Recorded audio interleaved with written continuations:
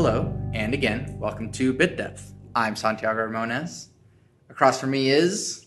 Trevor Lindley. How you doing, man? I'm doing great. How you doing, man? You doing all right? I'm pretty good. I am really glad to have gotten you on the podcast. How do we know each other?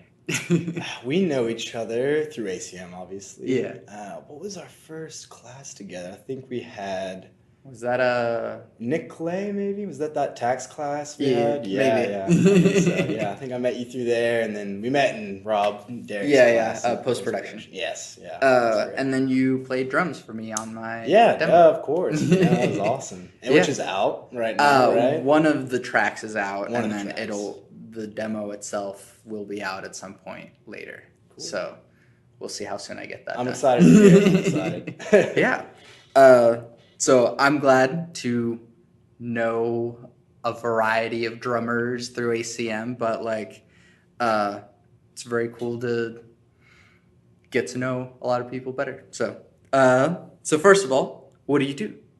What do I do? I call myself a drummer for the most part. I've been playing for about 10 years. So I've been doing that quite a long time. Let's see, I kind of try to play guitar. I attempt it. Anyway. You got a guitar with you here? Yeah, I look the part. Can't really play the part, but I look the part. And, I do some slight videography, photography work on the side, more kind of fun stuff. A few visual programs that kind of run lights from people from time to time, stuff like that. But for the most part, I call myself a drummer. Okay. And you also do some electronic music as well? Yeah, I DJ, make some mixes here and there, play some gigs. Yeah. Yeah, DJ is fun. So, how long have you been playing drums, and what got you started on that? So I've been playing for around 10 years. I think I started in fifth grade band, classic. What got me started for drums or music? Because that's two different questions here. Answer it whichever way you want. What got me into music, I've always been into it, I've loved music forever, but what really made me want to play an instrument was actually seeing School of Rock for the first time, and that's, as cringy as you want to take it, but I loved Zach in that movie, and I just wanted to be the guitarist so bad, and I got a Strat and got an amp, never practiced at all, that didn't work out, but and then fifth grade came along, tried drums and trombone, kind of went with drums, not really a trombone route, but I went the opposite direction. I wanted to play percussion, but so many people wanted to be in percussion, and so I started with trombone. Oh, nice. There you go. All my buddies were in trombone. I was so bummed that I didn't get in, and, the drum thing just kind of worked out. Yeah. It was great. No, it seems like drums are a good instrument for, very young kids because it's, immediately fun, as opposed to, giving a fifth grader a guitar. They're just kind of I gotta learn all these scales and chords and stuff. Totally. It gets really boring. But to start with, it's just you hit stuff, it makes sound. Oh, it's great. Just going at it right away. You think you sound amazing. It's awesome. Yeah. It's a good time. So who are some of your major influences as far as playing drums? My major influence is probably John Bonham is probably the number one. He's just always been, I always come back to him. Yeah. At the end of the day, he's got a pocket like no other and just has these fills that just are timeless, you just keep going back to him. Yeah. Neil Peart from Rush. Oh, yeah. Peart, I've heard both. Whatever. I say Peart. He's just a machine on the drums. Just a robot. He's pretty crazy. But lately, my biggest influence is definitely Kevin Parker from Tame Impala. Okay. He is just unreal. I've still been meaning to listen to Tame Impala. You haven't listened to Tame Impala? Yeah, oh man, I'll show you some stuff. It'll be awesome. But I love him. He does some really cool effects with his drums that kind of developed his own voice, which is kind of what I'm wanting to do in that area, and has some DJ effects in his songs too with the drums. He does some really cool stuff anyway. Real quick, you threw out some drummer terminology in there that I know what fills are, obviously, and most people can figure that out, but pocket is a little bit more obscure for people. What does the pocket mean? So the pocket is it's just basically the feel of the song. You can you kind of just have to hear what I'm talking about to really understand. But when you feel a drummer with a pocket, I mean, like, you can get me to dance if the drummer has a pocket and I don't dance. You know what I mean? Sure. So it's just like all about the feel and just controlling the song and the tempo and just yeah. how it feels. And then where are you wanting to be? Right now, I've kind of started working in the studio just a little bit here and there, recording drums, which is a big step for me. I've always just been the player, Sure. the drummer at live gigs, shows and all that stuff. But now I'm starting studio work, and that's definitely attractive to me. And Oh, yeah. I love the different techniques and, just going and recording and all that stuff. But right now, I see myself as a touring drummer maybe in the next 5 years for a band, maybe try to do a small tour or something like that. And maybe session musician later on in life for teaching lessons and stuff like that. Yeah. And then, so you also do some DJing and like you use a lot of, because I feel like you have the other side, like you're on the other side of the microphone too. Like, yeah, you're playing, but then you also know what it's like in front of the computer. Yeah, definitely. I DJ, I use Serato, and I'm trying to get to the point where I can look down as least as possible, if that makes sense. I'm not really about just like the dude that presses play and has the mix done beforehand and all that stuff. But I'm also trying to throw in a little visual work with my DJ sets too, which definitely adds another layer. Sure. Stuff like that. Anything to separate yourself. Is what I'm trying to do with that. So how has this like electronic sort of studio side like affected how you play drums? It's definitely affected it. I'm trying to think how to describe that. Maybe more technically, if that makes sense. So like Neil Peart, robot, perfect playing. He's just a machine, and it's amazing, and I love his playing. But with the pocket thing, when you're listening to a lot of electronic music, it definitely affects like my mindset for how time works. If that makes any sense. I'm trying to think like a Chrome Sparks. You know who Chrome Sparks is? I'm not sure. He's just an electronic artist who everything is pretty much on the grid. It's not too crazy. Like Flying Lotus, have you heard of him? He's a crazy beat maker that does a lot of stuff that sounds out of time and looping that doesn't match with the grid and stuff like that. So it's definitely a battle between trying to be that pocket drummer, but when the drumming stops and it's time for DJing, getting in that mindset of everything's on the grid, it's on time, So it's definitely a battle between the two, I've found. Yeah. Is it sort of like, because I mean, I feel the same way, like just being a musician and recording and stuff. It's that whenever you play something by yourself, you are time. Yeah. But whenever something's being recorded, like it has to match. And so it's like, is there still, like, can you still get that pocket even whenever you're recording to a grid? It's possible. There's certain drummers. Oh, man, I'm blanking his name really hard. But Miles Davis had a drummer on Kind of Blue, I think is the album. Yeah, that's the name. But he plays like almost a millisecond behind the beat, but it's perfectly in time. You know what I mean? Like behind the beat, but in perfectly behind the beat, if that makes any sense. So it is possible, but it just takes a lot of time, a lot of practice, But I definitely like the drummers that can play off time, but still have the groove, just a little bit off. I think that adds some realism to it. So, like, does playing to a grid sort of take away from the playing, or does it sort of pose a challenge that, like, it sort of sounds better?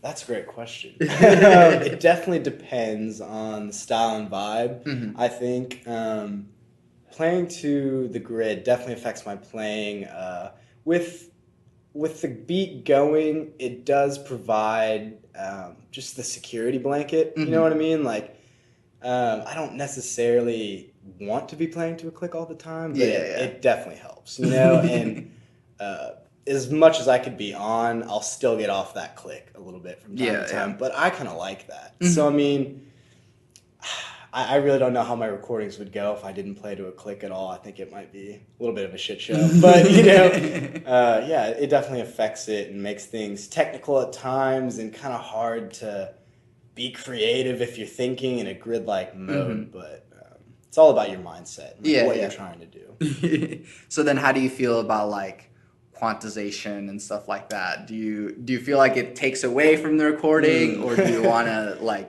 do you want it to just line up right in there? So I go back and forth on this all the time, and I've said it again, but it also depends on what you're going for. Like, Sure. Tame Impala's early stuff, not super on the grid. It is chopped up with the drums a lot, but I kind of like the offbeat feel. I like the mistakes. I like the real part of the music. Like, they were in the booth, whether they did it in one take or not. They still did that. But other times, like, some music just needs that grid. You know what I'm talking about? And there's nothing wrong with a time and place for that at all. And, like, I love stacking drums and getting cool sounds and, you know, stuff like that. So I think it really just depends on, you know, the style and everything you're going for. But I do love the mistakes. I think that's going to come back too. You know, some bands are already kind of doing that. Mike DeMarco kind of does that. If you listen to him, but... I was listening to Arcade Fire this morning, and on their first album, you know, what you expect from, like, a first album. It's not going to be, like, their greatest thing ever, but, like, there was one track where it was the female vocalist was singing, and, like, there was something in her vocal that, like, wasn't, like, right. It wasn't perfect, but I was like, like... Yeah. You're going to remember that. Yeah, exactly. I love that. Yeah, so that's something that I really appreciate about, like, you know, you have all this time to record, but, like, that realness still shows. Yeah, exactly. Like, that was raw in the moment, and they kept it. I really like stuff like that. So then, how did you decide that music was what you wanted your career to be? Actually, since 5th grade, that's pretty much been it, man. Oh, yeah. It sounds crazy, but it worked out in the first couple months. Drums really started taking off, and started taking lessons, bought a drum set, and then after that, I was just like, I'm a drummer, man. And, you know, there were some questionable times, like, do I need a real job? But my parents have always been super supportive, and I went to a really great school that was very supportive of my drumming and everything, and it's pretty much just been the plan since day one.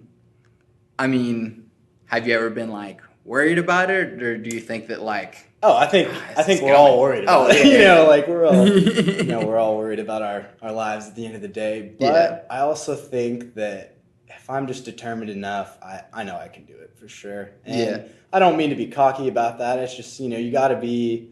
You have to go all in if you're going to do it, in my opinion. And I may not be, like, a touring drummer or anything else, or, you know, 6 people might know me, but as long as I get to drum and just, you know, live off of that, doing music, that's basically all I care about. Yeah. And that's what's really great about having ACM here, is that you, like, it's not just like a pipe dream sort of, like, if I just, like, play the drums, play my heart out, then maybe I'll just make it. But, like, you know, they give you the tools here to really do something with it. What's ACM like been for, or what's ACM been like for you? In words. It's been a trip, honestly. You know, I've been here. This is coming up on my 4th year at ACM. I started as performance major and kind of morphed into production. So it started off as I'm playing drums, I'm doing the performance thing, you know, I've kind of been here before, but I definitely learned a lot of things performance-wise about, you know, getting into your music and performing a show is definitely a big thing that I learned. I can't replace that at all because that was huge. And lately it's been, the production side and really getting into other instruments and music. And I've really found a great appreciation just for a song. Yeah. Not just a drum part, not Yeah. just like, oh, he shreds on that guitar song, but like just every single part. I've just really grown in appreciation and got a way better idea of the industry for sure. That's been a huge thing for me. Yeah. Do you make your own music? I do. Not really listable at the moment. It's in the process, but I've gotten into chill wave music, kind of like washed out, Tori Moy, stuff like that, and definitely inspiring. So I'm trying to make some lo-fi 80s, kind of just figuring stuff out. Sure, yeah, it's a long ways away from being released anyway. I mean, is that kind of like one of your goals as an artist, or would you rather sort of be a drummer?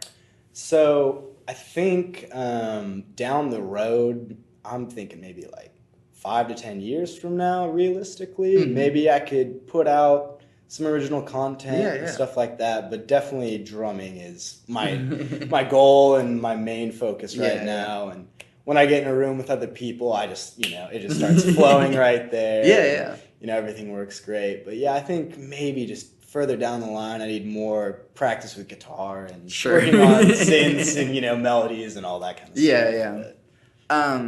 And that's kind of, it extends to the idea of like collaboration and that whenever you're making stuff yourself, like it's kind of easy to just kind of get wrapped up in like the specifics of everything. But whenever you're playing with a group or just like one other person, that sort of click happens. And so what's sort of been the balance for you with like collaboration or just making stuff yourself? I'm a huge fan of collaboration. Like I would much rather collaborate than work with myself, but it's just I haven't really met a whole lot of people in the similar thing, so that's kind of why I went my own route trying to make that. But collaboration for me, I totally agree. It's just one of the biggest things, and working with people and having that spark happen is just like one of the best things ever. It's awesome. And that's something I felt whenever you were playing on my tracks is that like. It's one thing to write a song and kind of imagine what it's going to be like, but then for someone to actually play it down and like actually hear it all come together is something else. And it really like even though like I was just like writing the songs and just sort of you were playing on them, like it was collaborative for me to just be able to hear an actual drum part on it. Yeah, definitely. And you get to see people put their own flair on things, no matter how subtle or major that is. But I love that. And that's something that I could really hear too, is that there was stuff that you did that was so right that I didn't even know was supposed to be right in the song. Okay, that's cool. Does that make sense? Sure. Yeah, so like if like a fill was coming in and like you just like hit it or like rest in just the right place, like that collaboration really shows through. Yeah, and then you can have more ideas from that too, which is what I like a lot. It's just like it never ends. It's awesome. Yeah. Let's see. Have you implemented sort of like a technology hybrid kit in sort of what you want to play? That is the goal. Anyway, I'm kind of waiting to buy a Roland SPDSX drum pad that's kind of like a sampling. One of those big round black pads you can put samples on or triggers or loops or kind of whatever. That's definitely my next step. So in the process of saving up for that beast right now, but that'll be definitely the goal. And I've thought about doing DJ mixes with drums. That would be really cool. Again, I'm just waiting on that pad because it would be so much easier just to bring a couple things rather than my whole kit, DJ setup, laptop, visual setup, all that stuff. But I've definitely got some things in the works trying to figure out right now. Yeah, I'm excited to hear and see whatever that turns into. Switching gears a little bit.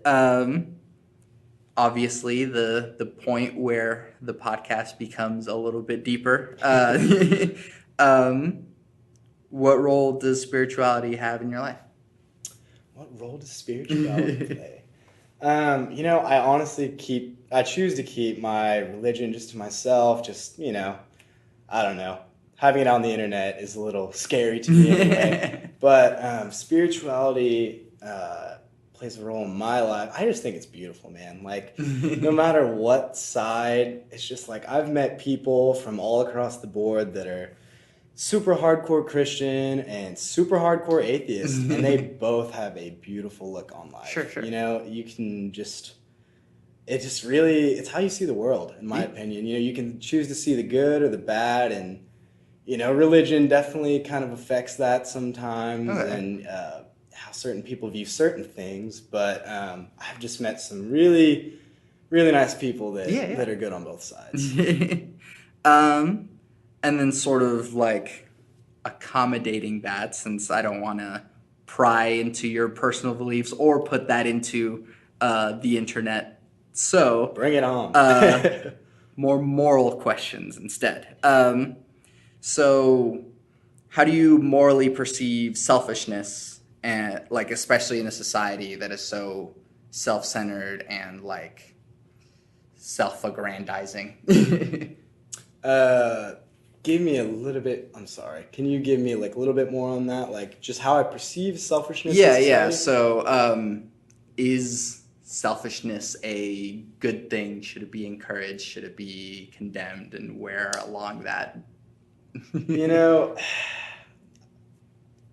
I don't think it's good to be selfish, but there is to a point. Like I think you need to be selfish in the ways that are just bettering your personal health, if that makes sense. Like you need to be selfish in that regard. Like you need to just make sure you're okay as a person. And like, I'm not saying, be mean to anybody or anything like that, but I wouldn't agree that selfishness is necessarily good. More on the generous side. Sure.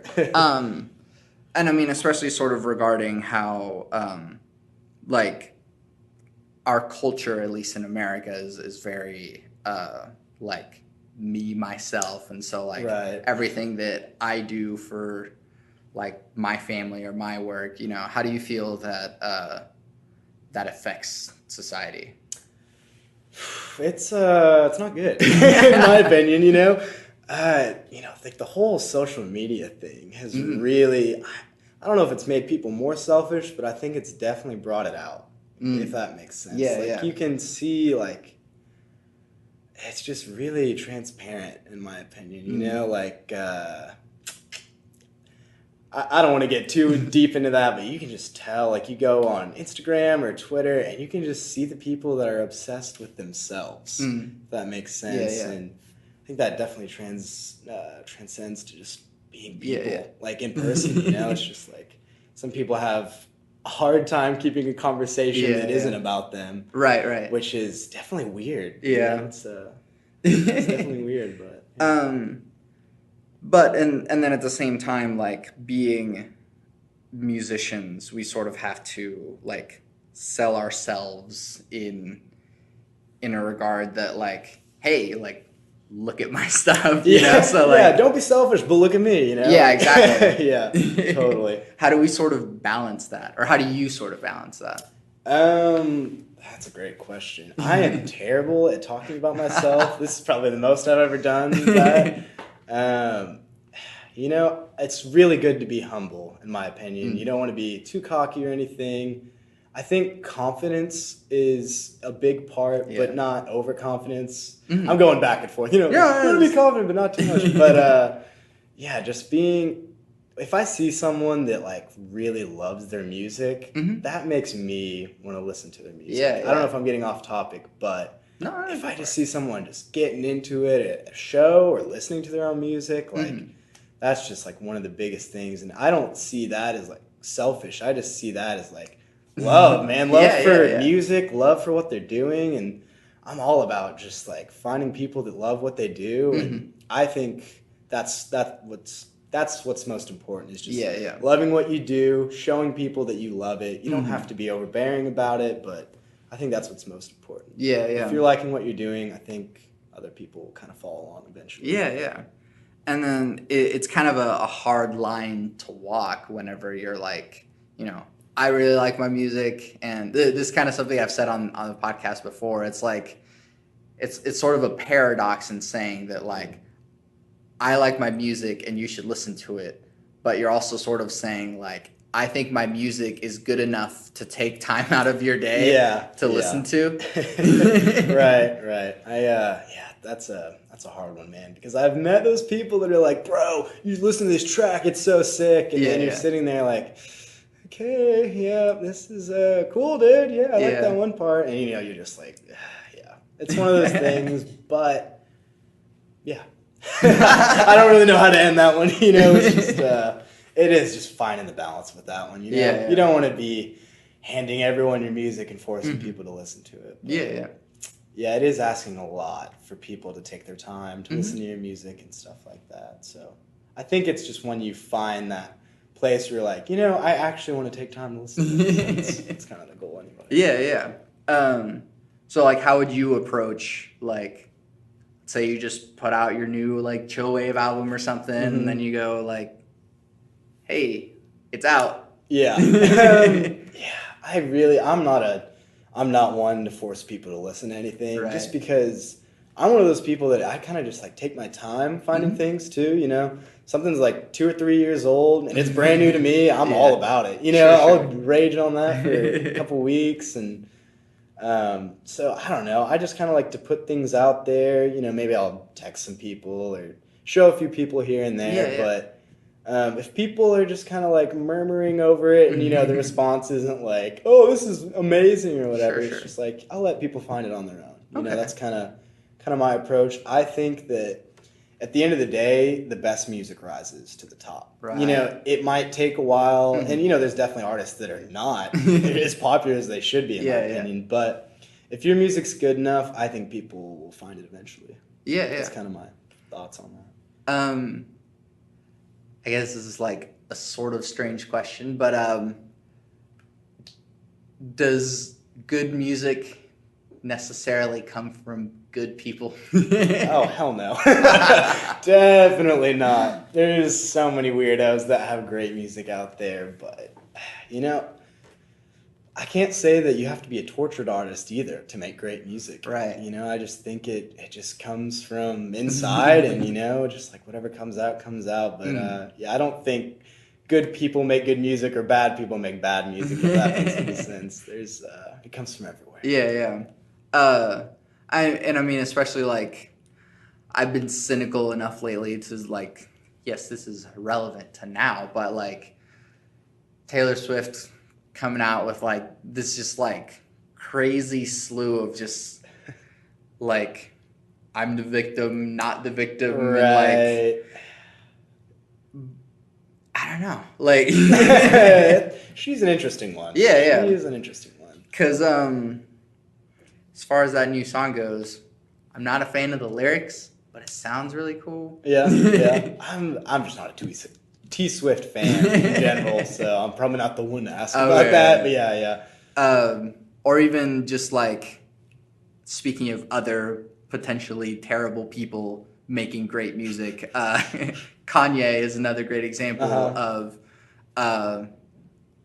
some amazing stuff coming out, and he's just batshit crazy. Yeah. I go back and forth because it's like, I don't want to support, have you heard of XXX Tentacion? He's a rapper. Yeah. I just butchered that. Sorry. Yeah, I have no idea how it's actually pronounced. But like, I've seen him like, he like beat his pregnant wife or something. And at that point I'm like, screw that dude. Like, I'm never supporting his music at all.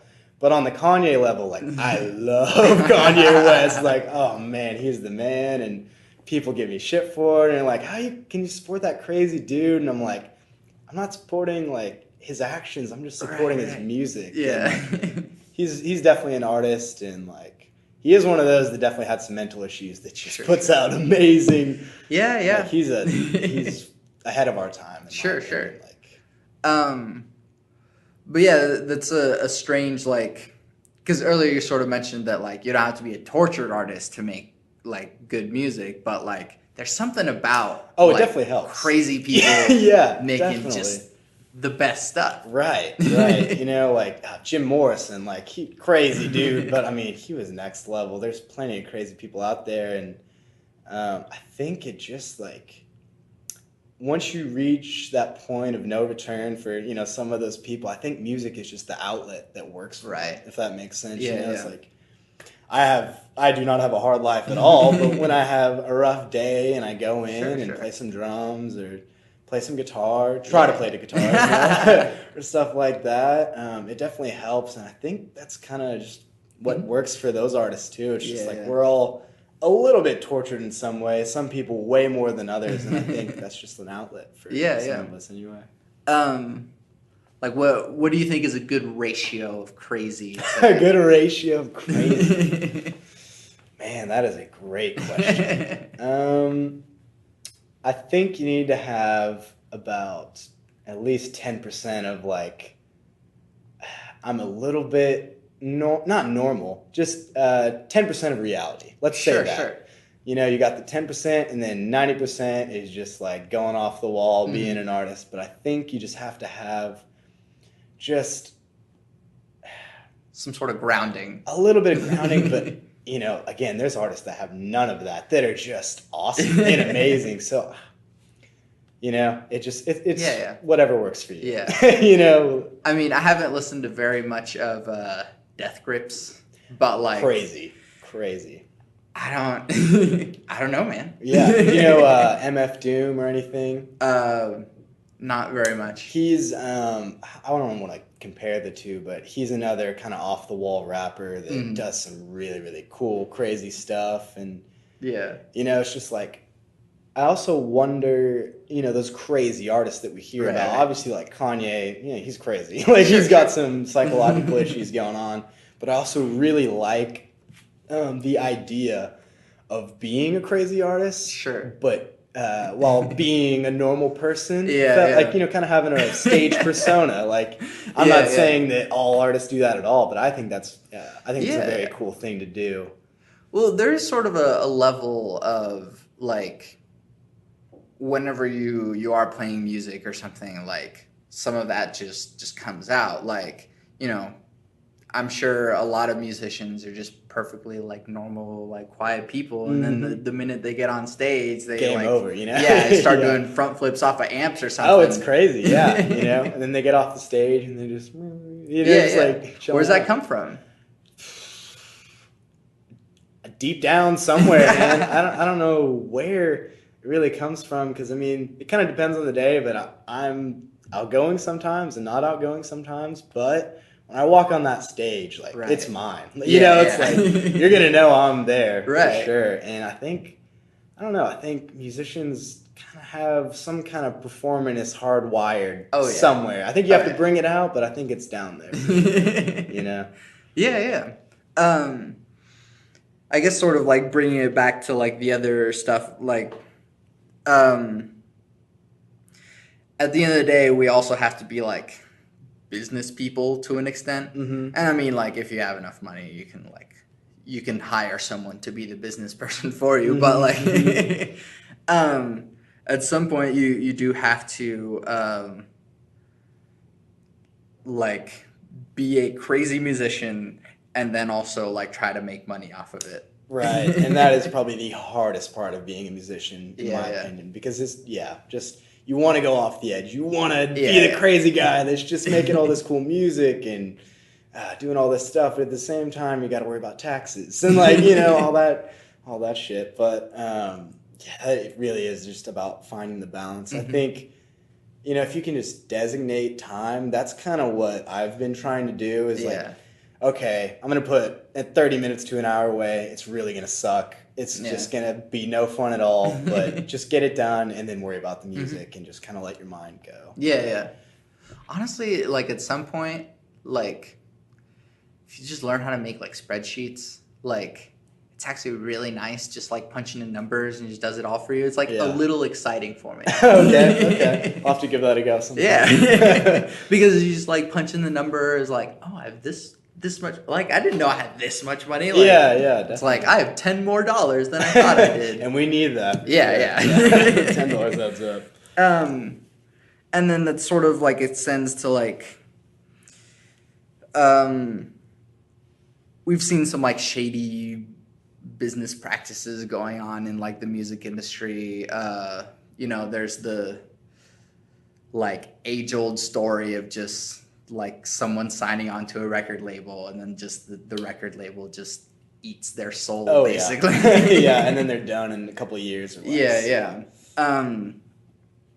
How do you think the music industry is gonna move forward through that, in your opinion? Yeah, I've thought about this a lot, and I still have no idea. But yeah, I mean, streaming is taking over too, so that's just another thing to worry about and all that. I mean, honestly, I don't see streaming going away just because everyone just wants free music now, and once you give that to them, you can't really take it away. Sadly enough, I don't agree with it necessarily, but it's just what it is nowadays.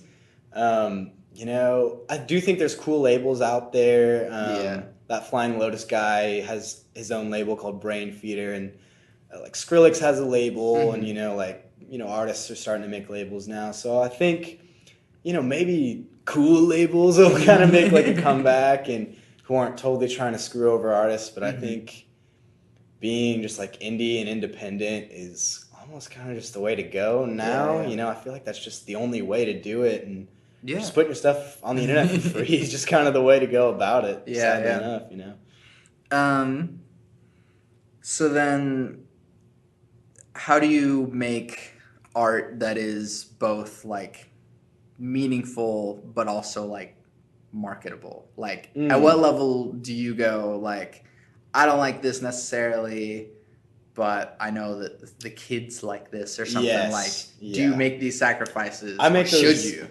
Right. That's a great question. I do make those sacrifices as of now, just because I'm trying to live and make money. I do that in my DJ sets a lot. It's always battling like, I love this, but is anybody else gonna like it? But so you're always sacrificing there. I think you have to make sacrifices for the better of the music, in my opinion. I don't know necessarily if that means making it more marketable. I think it's just whatever sounds best, which is probably not the most marketable part about it. So I think it definitely depends on, for DJ gigs, sure, yeah. Like it's give and take and stuff like that. But in my own music, if I was doing it, screw everyone else. I'm doing what I want to do, what sounds best. I like stuff that is more timeless, It's just like you put a Zeppelin record on. I mean, like that's never going out of style, So I'm always trying to find the balance of like what are some influences I have that it's gonna stand the test of time, but like what is also the new wave of music? What's next? So I'm always trying to find that balance too of just like what's gonna sound good for 5 years from now, what's going to sound okay, and like, but what's 5 years from now going to sound like as well? If that makes any sense. Yeah. Do you think that like, I don't know, should stuff be like stifled in that regard, like, or would you rather see art that people like truly want to make? I just want to see stuff that people want to make, man. I really. I'm sure there's certain parts of the record-making process, obviously there are, that you just have to cut to make it to that final record, like, this is going to sell, like, people are going to like that. But I just really love artists for artists. So, I mean, like, they know what's best for them, and, most of the time anyway. Obviously, there's producers and stuff that help them out and things like that, but I really just want to get inside an artist's head and see what that's about. That's what I'm, Well, what's sort of some unconventional stuff that like you've wanted to try that you feel like wouldn't really work? Just on the drums or just music in general? Or just anything in general? Oh, man. Let's start with on drums. On drums. Let's see. I've kind of wanted just to redo my drums in general and try to just like the setup of them anyway.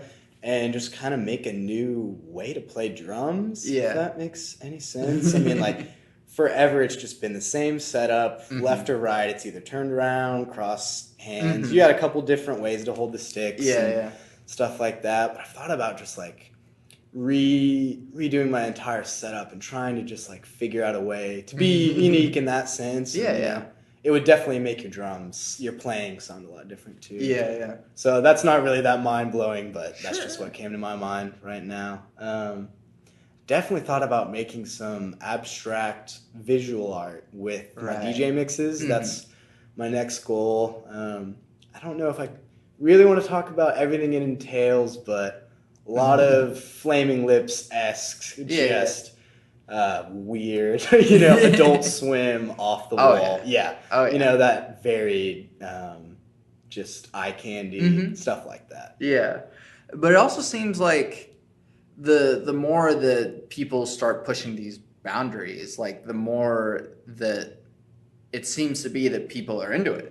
That Yeah. like you get shows like, I mean, as crazy as like Eric Andre, and then but even just like a bit less so with like Rick and Morty that goes like way off the wall, Yeah. but like people are still like, oh, I'm totally Oh, into yeah, that. they love it. Yeah. I think pushing boundaries is great. Yeah, yeah. I think honestly to the point where we're at right now with like Eric Andre and stuff, like it's just gonna go even further. Like I Right. don't really know how it can, but somehow it's just gonna get weirder and weirder, and I'm totally down for it. Yeah. Definitely. Going more to like everyday life sort of stuff. How has consumerism sort of shaped decisions that you make? I feel like for you as a drummer, like you have to like keep up with the latest gear, or even like in production too, like all this stuff is so expensive or whatever, Mhm. but like money, Oh, and yeah, then yeah. Constantly shelling like out for new having gear. to get the right stuff. Right. I definitely went through a phase when I was just like trying to update everything, and just Right. get all the latest stuff. I definitely kind of got out of that mindset of getting the latest and greatest for certain things. Obviously Sure. you're going to get some certain gear in there. But honestly, I've been trying to decrease my setup a little bit, all of my stuff, What do I really use? What is Yeah. useful? What tones do I like? What shells work the best and stuff like that. So I think, it's really hard to just like want the latest and greatest and Right. everything like that. But when you have the gear that works for you, I think that's all you need. Yeah, It's just like once you find your sound and everything, it's just like, whatever works for you. I would be remiss if I didn't ask about politics, Oh, especially yes. Politics. nowadays. But it still has to do with moral questions, obviously. And so here's something that I just keep harping on the podcast, and I don't know how you feel about it, but like being a brown dude that has to deal with the repercussions of what Nazis think, I also find that violence is just not justifiable. Right.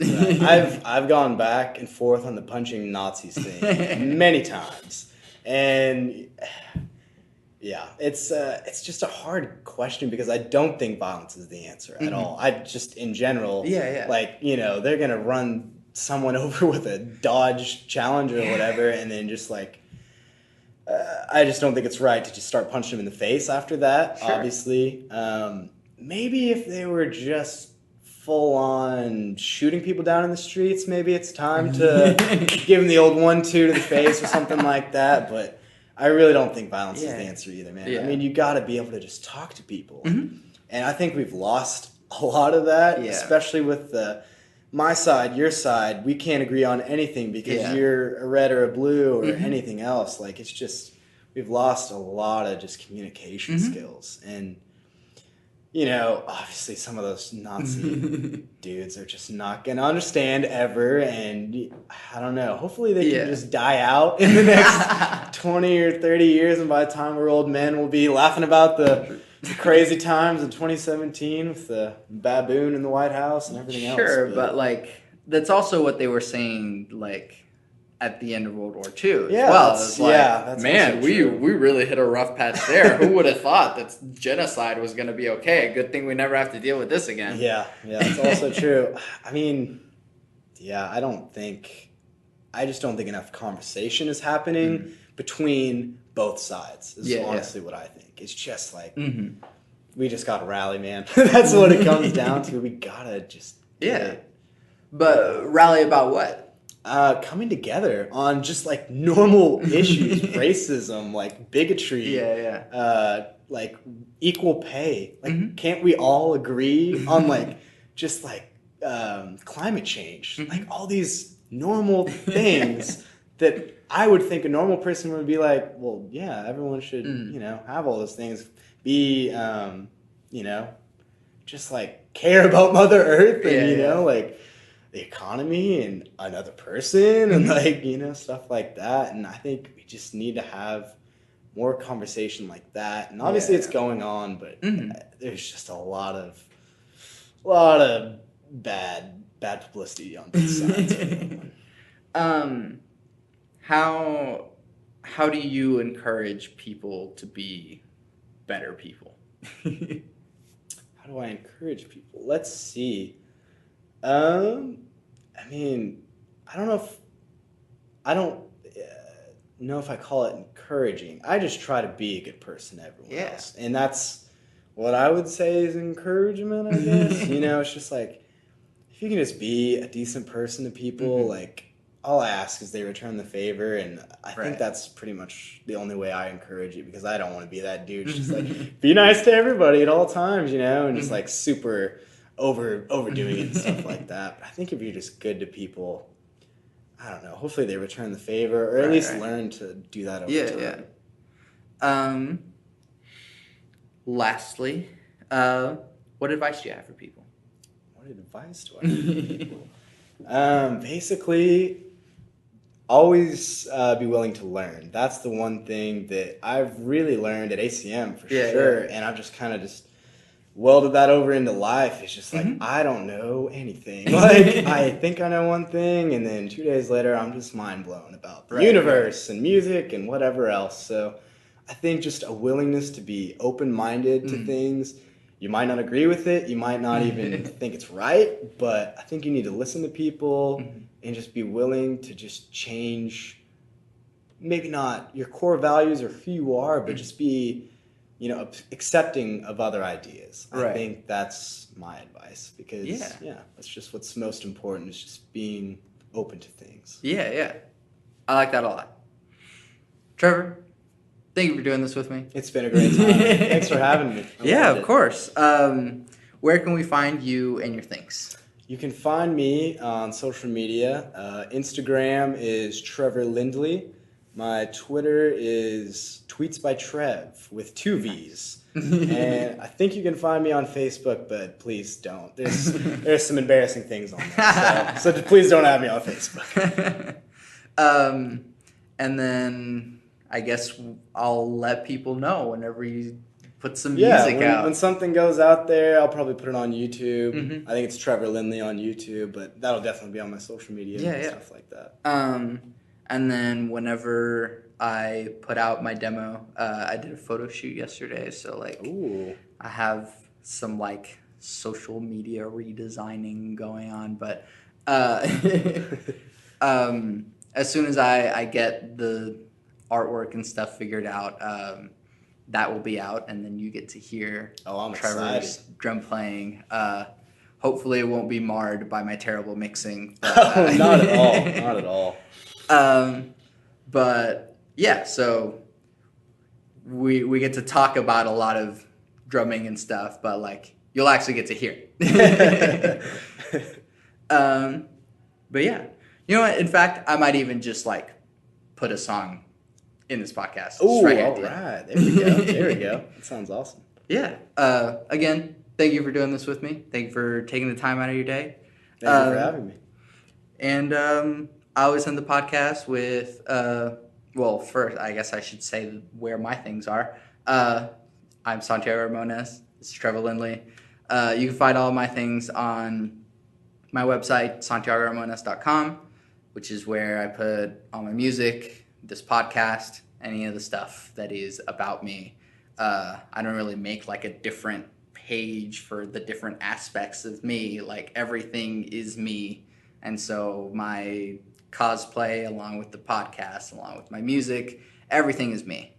I always end every podcast with my three things. Sort of shapes my life philosophy, and those three things are: love never fails, it's going to be okay, I might be wrong.